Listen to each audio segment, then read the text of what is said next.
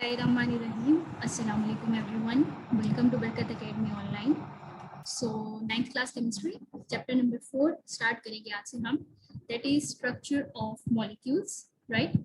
और पैटर्न हमारा वही होगा इस चैप्टर को भी कवर करने का कि जो फ्रीक्वेंटली आस्क्ड क्वेश्चंस हैं in up to date papers, आपके पास पेपर्स में जितने भी बोर्ड के अंदर बार बार क्वेश्चंस पूछे गए हैं उन सारे क्वेश्चंस को हम उनके आंसर्स के साथ डिस्कस करेंगे टॉपिक बाय टॉपिक. ठीक है, एक एक टॉपिक पे हम बात करेंगे, उसके बारे में जो समझने वाली कोई बात होगी, कोई कॉन्सेप्ट होगा उसे समझेंगे और साथ उस टॉपिक से रिलेटेड जो जो सवाल आपसे पूछा गया है बोर्ड में किस तरह से पूछा गया है उस लिहाज से जो है वो उसके आंसर्स को प्रोवाइड करेंगे हम आपको. ठीक है, सो जी स्टार्ट करते हैं. सबसे पहले जो है हम चैप्टर का इंट्रोडक्शन लेंगे कि स्ट्रक्चर ऑफ मॉलिक्यूल्स बेसिकली कि इस चैप्टर के अंदर हम पढ़ने क्या वाले हैं.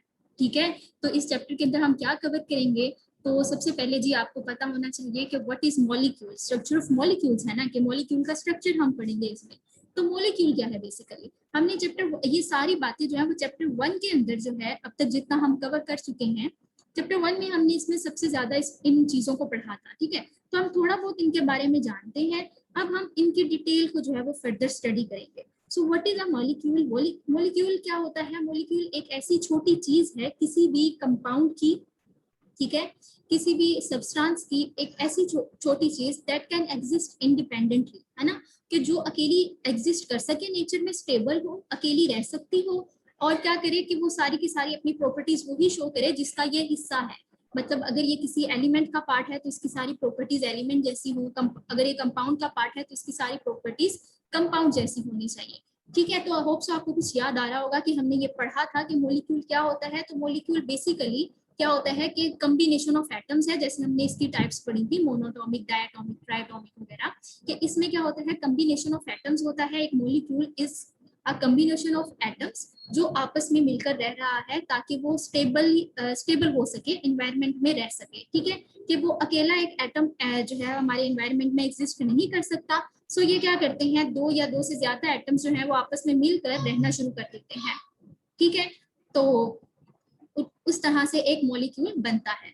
अब दो एटम्स, हम दो सिंपल बात करते हैं कि दो एटम आपस में मिलकर रह रहे हैं तो उसे हम मॉलिक्यूल कहते हैं. तो वो जो दो एटम आपस में मिलकर रह रहे हैं तो उनके दरमियान में ऐसी क्या चीज है कि वो आपस में मिलकर रह रहे हैं. ठीक है, तो उनके दरमियान में बेसिकली केमिकल बॉन्ड होता है. ठीक है, सो केमिकल बॉन्ड क्या है. बॉन्ड का मतलब होता है रिश्ता.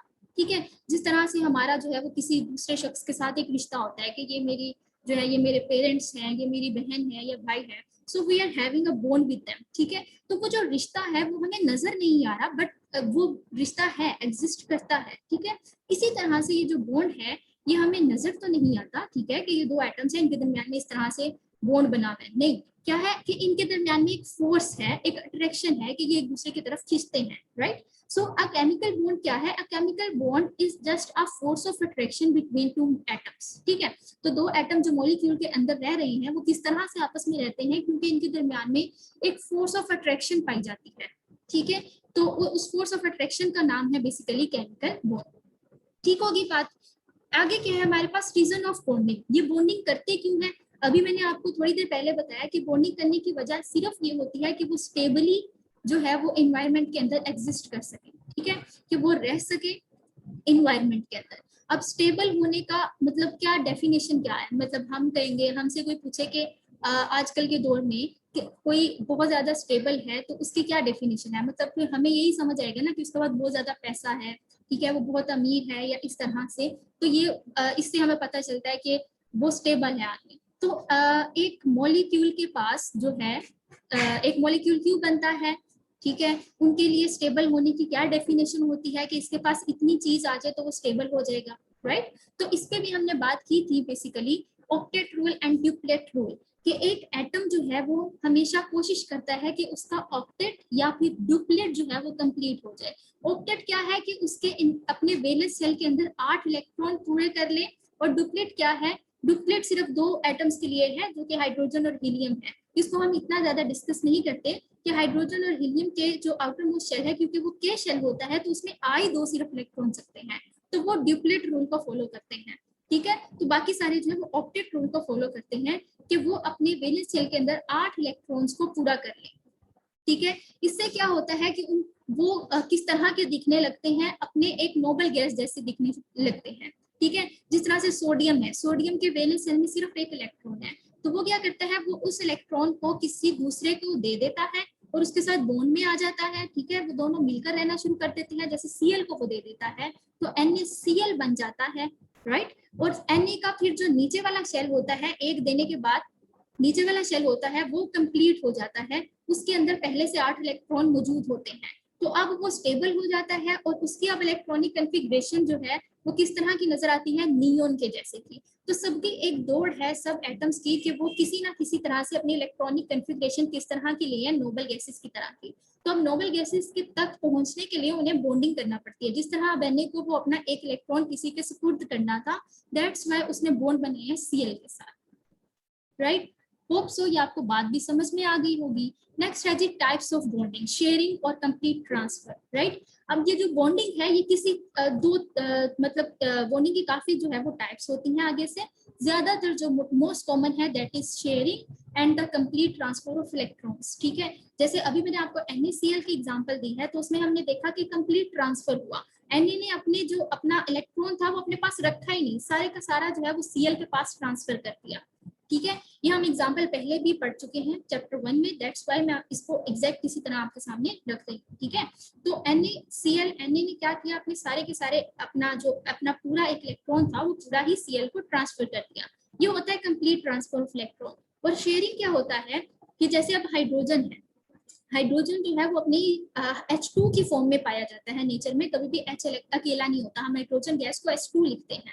तो हाइड्रोजन अकेला रह ही नहीं सकता क्योंकि उसके बाहर तो एक इलेक्ट्रॉन है, ठीक है। तो उसे रहने के लिए अपना डुप्लेट कंप्लीट करना है, तो वो क्या करता है, वो दूसरे एक हाइड्रोजन एटम को पकड़ता है जिसके पास भी एक ही इलेक्ट्रॉन होता है, दोनों आपस में रहना शुरू कर देते हैं, ठीक है। तो अब दोनों के पास टोटल मिला के 2 इलेक्ट्रॉन है और चाहिए दोनों को अलग अलग दो, तो अब वो बाकी कहाँ से लेकर, तो वो क्या करते हैं, वो शेयरिंग कर लेते हैं कि जो एक हाइड्रोजन का एटम होता है, एक हाइड्रोजन के एटम, उसका इलेक्ट्रॉन और दूसरे का इलेक्ट्रॉन दोनों के जो है माने जाते हैं, मतलब वही 2 इलेक्ट्रॉन जो है वो दोनों के गिर्द जो है वो चक्कर लगाते हैं और ऐसा फील होता है कि दोनों के पास 2-2 इलेक्ट्रॉन मौजूद हैं, तो इसे हम कहते हैं शेयरिंग, ठीक है। देन है दी formation of a bond and it's relation with energy, ठीक है। अब इसका क्या मतलब है कि जब भी 2 एटम आपस में एक दूसरे के करीब आते हैं, ठीक है, तो उनके दरमियान में 2 तरह की फोर्सेस आती हैं, एक होती है अट्रैक्शन की फोर्स, एक होती है रिपल्शन की फोर्स। रिपल्शन कहते हैं धक्का देना, एक दूसरे को धकेलना, दूर धकेलना, ठीक है। तो अगर तो दोनों के दरमियान में 2 एटम्स पास आए, उनके दरमियान में 2 फोर्सेस जो हैं वो लग रही हैं, अट्रैक्शन की भी और रिपल्शन की भी। और अगर अब आप बताएं कि अगर अट्रैक्शन की फोर्स उन दोनों के दरमियान में डोमिनेट कर जाए, मतलब अट्रैक्शन की फोर्स जीत जाए, तो बॉन्ड बन जाएगा। और अगर रिपल्शन की फोर्स जीत जाए तो क्या होगा, दोनों एटम एक दूसरे को धक्के देकर दूर हो जाएंगे और बॉन्ड तो बनेगा ही नहीं, ठीक है। और जब भी बॉन्ड बनता है, जब भी दोनों के दरमियान में अट्रैक्शन हो जाती है, तो पता है क्या होता है, तब आपकी एनर्जी जो होती है वो डाउन हो जाती है, ठीक है। जब आपको जो है वो कोई दोस्त मिल जाता है, ठीक है, तो आप उसके साथ बैठ के बातें करना शुरू कर देते हैं, ठीक है, आपको मजीद दोस्त की तलाश फिर नहीं रहती, ठीक है। तो वो जो आपके अंदर हलचल थी, वो जो एनर्जी थी, वो आपकी डाउन हो जाती है। जब आपका बॉन्ड बन जाता है तो आपकी एनर्जी जो है वो डाउन हो जाती है, ठीक है। तो जब भी अट्रैक्शन हो जाएगी, बॉन्ड बन जाएगा, तो मॉलिक्यूल की एनर्जी डाउन हो जाएगी, ठीक है। और जब तक उन्हें कोई अपने जैसा नहीं मिलेगा, जब तक वो बॉन्ड नहीं बनाएंगे, तब तक वो अनस्टेबल रहते हैं, ठीक है। और वो तलाश करते रहते हैं बॉन्ड बनाने के लिए दूसरे एटम को, और उनकी एनर्जी हाई रहती है, ठीक है। तो ये सब सारी बातें थी जो कि आपके केमिकल बॉन्ड वाले टॉपिक के अंदर लिखी गई हैं। जब आप उसे रीड आउट करेंगे तो आपको ये सारी बातें जो है वो उसके अंदर मिलेगी, ठीक है। सो ये सारा हमने डिटेल में डिस्कस कर लिया। अब इसके बाद इस टॉपिक के अंदर से आपके पास पेपर में क्या क्या क्वेश्चन पूछे गए हैं, what is a chemical bond, अभी हमने बात की, तो हम उसी पैटर्न से चलेंगे कि हर 2 नंबर का सवाल है, 4 पॉइंट होने लाजमी है। सो ये आपको 4 पॉइंट नजर आ रहे हैं। सबसे पहले आपके पास डेफिनेशन है कि a chemical bond is defined as a force of attraction between atoms that hold them together in a substance, ऐसा ही है। It is the force that holds atom together in a bond formation. The formation of a chemical bond is result of net attractive forces which dominate, ऐसा ही है। तो chemical bond कैसे बनता है, is a result of net attractive forces which dominate, कि अगर attractive forces आपकी डोमिनेट कर जाए तो केमिकल बॉन्ड बन जाता है, ऐसा ही है। Ionic covalent, coordinate covalent and metallic bonds are 4 types of chemical bond. तो ये चारों जी केमिकल बॉन्ड की एग्जाम है। जैसे अभी हमने पीछे बात की कि ट्रांसफर की वजह से बन सकता है बॉन्ड या फिर शेयरिंग की वजह से, तो इनकी बेस के ऊपर जो है हमारे पास 4 तरह के बॉन्ड देखने में आते हैं, आयनिक bond, covalent bond, coordinate covalent और मेटेलिक बॉन्ड। ठीक है, तो ये आपका एक शॉर्ट क्वेश्चन था। नेक्स्ट आपके पास क्वेश्चन है, how many types of chemical bonds are there. ठीक है, तो केमिकल बॉन्ड की कितनी टाइप्स हैं अभी हम पीछे भी पढ़कर आए हैं लास्ट पॉइंट में, तो दोबारा से वो आपसे पूछता है। ये बहुत ही अहम सवाल है, ये बार बार आपसे पूछे जाते हैं। So depending upon the way how these valence electrons are involved in bonding, there are 4 types of chemical bond. के हमारे पास जो केमिकल बॉन्ड है वो 4 तरह के हैं। किस तरह से कि मतलब ये डिपेंड करता है कि आपके जो इलेक्ट्रॉन्स हैं वो किस तरह से बॉन्ड बना रहे हैं। हमेशा वैलेंस इलेक्ट्रॉन ही बॉन्डिंग का पार्ट बनते हैं। ठीक है, जो आपके बाहर वाले इलेक्ट्रॉन होते हैं वही बॉन्डिंग का पार्ट बनते हैं, जो न्यूक्लियस के करीब होते हैं वो बॉन्डिंग में हिस्सा नहीं लेते। ये बात आपने याद रखनी है। सो आपके वैलेंस इलेक्ट्रॉन किस तरह से बॉन्डिंग बना रहे हैं उस लिहाज से आपकी जो बॉन्डिंग की टाइप है वो बदल जाती है। ठीक है, अगर वो वैलेंस इलेक्ट्रॉन जो है वो कंप्लीटली ट्रांसफर हो रहे हैं तो आपकी आयनिक बॉन्ड होगा, और अगर शेयरिंग हो रही है तो कोवेलेंट बॉन्ड होगा। और नेक्स्ट हम जो है वो हर एक को डिटेल में, हर बॉन्ड को डिटेल में स्टडी करेंगे। ठीक है, सो हमने पढ़ लिया कि depending upon the way how this valence electrons are involved in the bonding they result in 4 types of chemical bond. So कौन कौन से नाम है जी, ionic bond, covalent bond, dative bond या फिर कोऑर्डिनेट कोवेलेंट बॉन्ड। ये बहुत अहम है कि ये दोनों एक ही नाम है। ठीक है, and then the metallic bond. ठीक है, नेक्स्ट हम जो है वो आयनिक बॉन्ड को जो है वो डिटेल में स्टडी करेंगे। ठीक है, so thank you so much for watching, like share and subscribe and follow us on Facebook as well. Thank you so much. Stay blessed and Allah.